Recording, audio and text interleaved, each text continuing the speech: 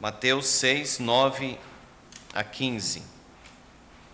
Portanto, vós orareis assim: Pai nosso que estás nos céus, santificado seja o teu nome. Venha o teu reino.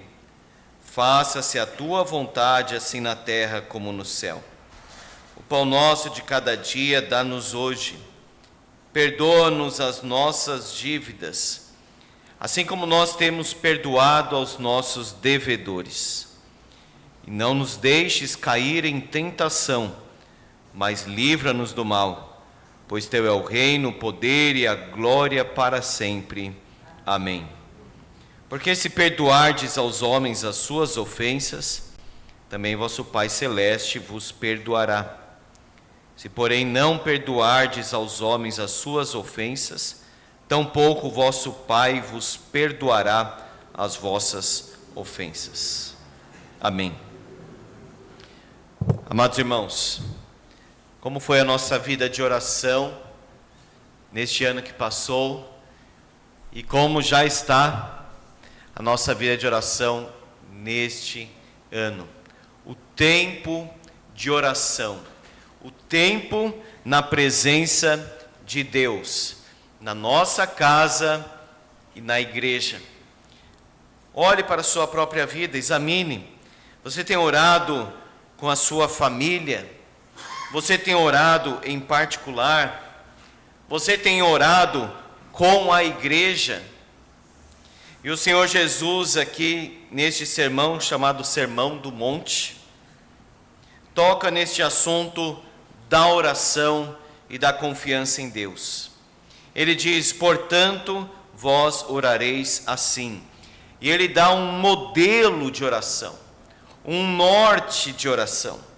Uma oração que é pessoal e não mecânica. Ele fala aqui, nos versos anteriores, sobre vãs repetições, que as pessoas tratavam os deuses de uma forma muito fria, mecânica, ritualista e não pessoal. Presumem que pelo seu muito falar serão ouvidos. É mais importante a sinceridade, a verdade do coração na oração, a intimidade com Deus, do que a quantidade de palavras. Jesus disse: você não precisa convencer Deus, como se estivesse argumentando com Ele. Ou se Ele não soubesse as coisas, aí nós temos que repetir e repetir e repetir. A oração não pode ser mecânica, e a oração precisa ser realmente oração. E não ter a intenção de qualquer outra coisa. Eles poderiam orar, mas com o propósito de serem vistos dos homens. Esse é o padrão aqui desse texto: dar esmola para ser visto, fazer boa obra para ser visto, ajudar alguém e anunciar isto. Da mesma forma, a oração, e olha só como algo tão importante, tão central, fundamental na vida espiritual, pode ser totalmente desorientado. Podemos não orar. A pessoa acha que está orando, mas não está orando. Quando ela está mais preocupada com o que os outros estão pensando, das suas palavras, do seu modo, está tão preocupada com isso, está se comparando com os outros também, como diz lá em Lucas: eu não sou como aquele homem lá atrás. Ora, ele estava pensando em Deus na oração, ou quem estava sentado lá atrás? Ou o que ele fazia? Eu faço isso, eu faço aquilo, aquele lá não faz. Obrigado, Deus, porque eu não sou que nem ele. Veja que a oração precisa ter essa intimidade com Deus. Veja a invocação, versículo 9: Pai nosso que estás nos céus. Jesus está dizendo o seguinte: não façam isso, Não orem tendo em vista os homens, colocando no radar assim as pessoas. O que as pessoas estão achando de mim?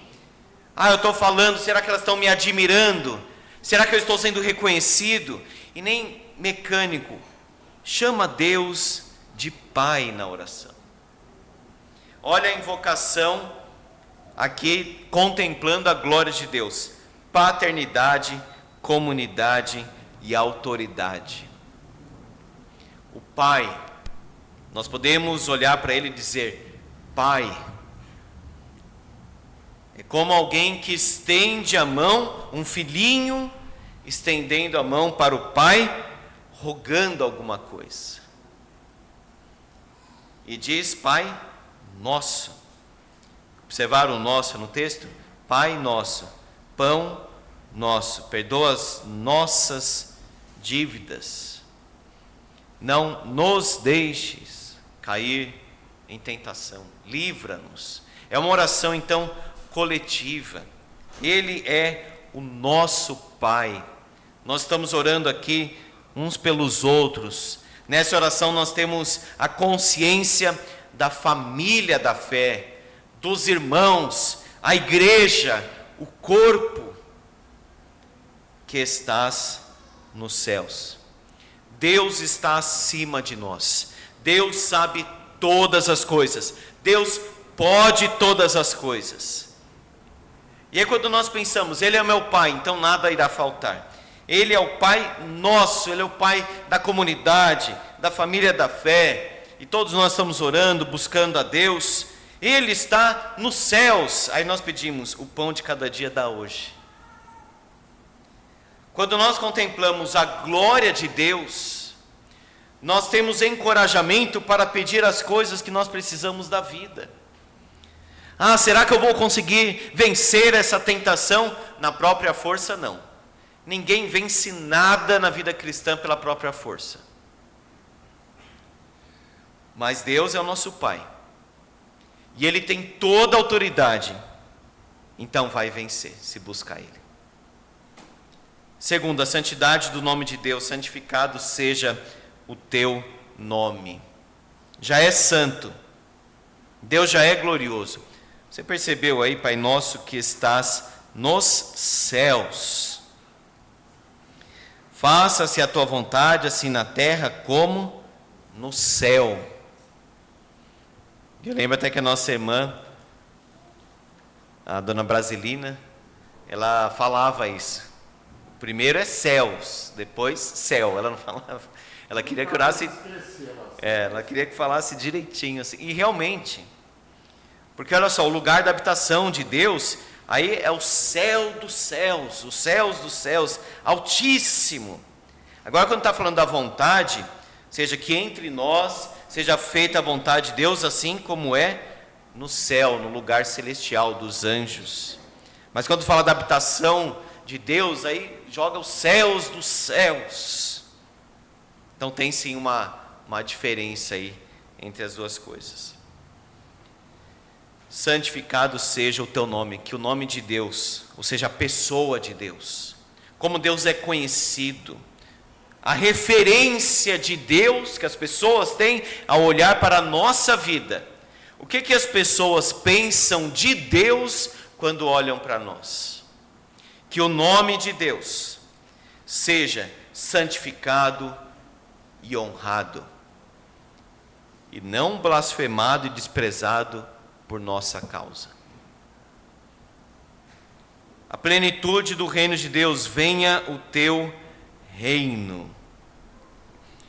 A teologia do reino de Deus é interessante, porque na Bíblia você vai encontrar assim: o reino de Deus está aqui, está no meio de vós, está dentro de vós. O reino de Deus chegou, o reino de Deus está vindo. Venha o teu reino. E a melhor forma de resumir e entender esse assunto é o seguinte: ele está presente, mas ele ainda não se consumou, não chegou à plenitude. O evangelho está sendo pregado. Jesus Cristo é o Senhor, mas o seu reino será absoluto na consumação dos séculos. Então o crente, o cristão está orando: Senhor, que o teu reino venha.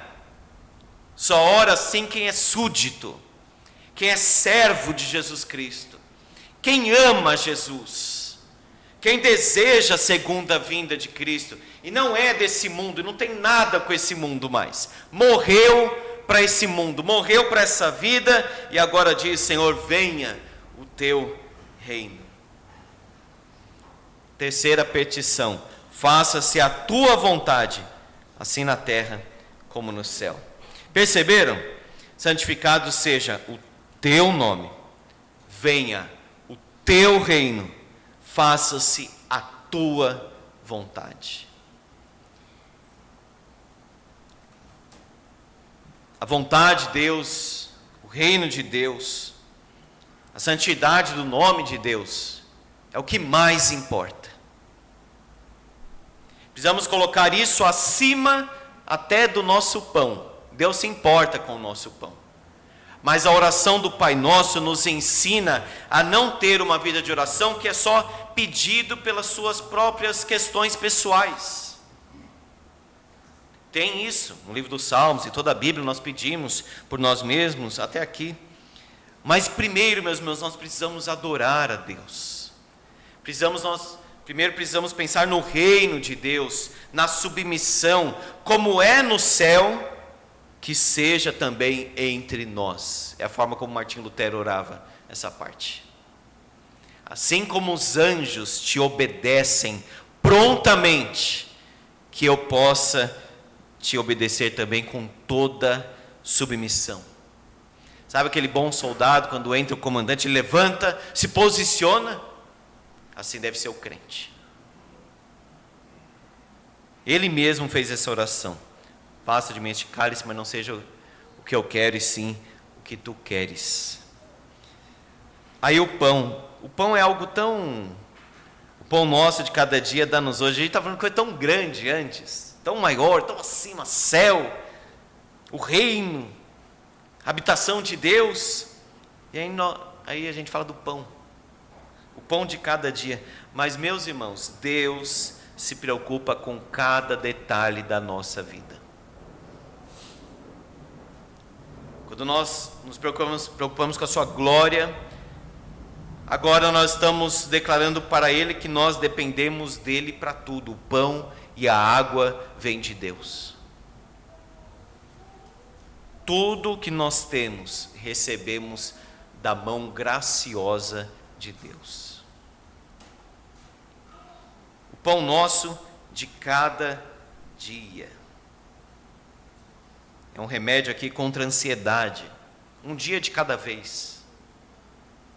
Como será esse ano? O que vai acontecer no meio do ano? Como que será que vai terminar o ano? Nem começou o ano. E Deus nos dará o sustento. Tendo que comer e vestir, estejamos contentes. E Deus, por sua graça, nos tem sustentado, abençoado. Ele não desampara, diz Isaías 49. É o povo de Deus dizendo: o Senhor se esqueceu de mim.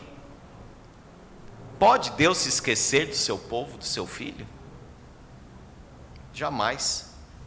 Acaso pode uma mulher esquecer-se do filho que ainda mama? E a mulher que acabou de ter o filho, ainda está mamando, pequenininho, ela se liga profundamente àquela criança, e a criança, por um tempo, ela nem se vê desligada da mãe. É como se fosse uma coisa só. Depois que ela vai percebendo, entendendo melhor. Acaso pode uma mulher esquecer-se do filho que ainda mama?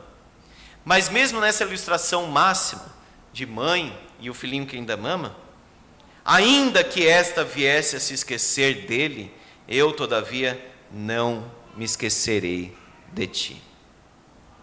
Eis que nas palmas das minhas mãos te gravei, os teus muros estão continuamente perante mim. Deixe a palavra de Deus então entrar no seu coração e ore: Senhor, o pão de cada dia, concede, dá-nos hoje o pão físico, o pão espiritual. A gente não precisa fazer uma separação, mas qual pão será que ele está falando aqui? Ele está falando do sustento.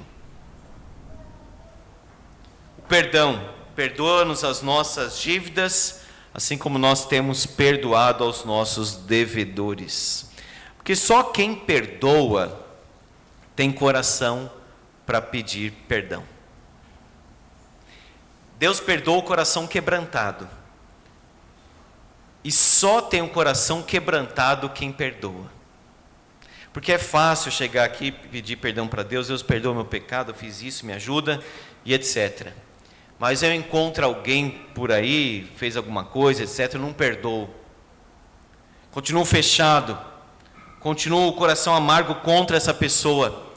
Então, na verdade, meu coração não está quebrantado e humilde para pedir perdão a Deus. Eu não consigo pedir perdão para aquela pessoa porque está faltando humildade. Porque ainda não conheceu o tamanho do perdão de Deus sobre a sua vida.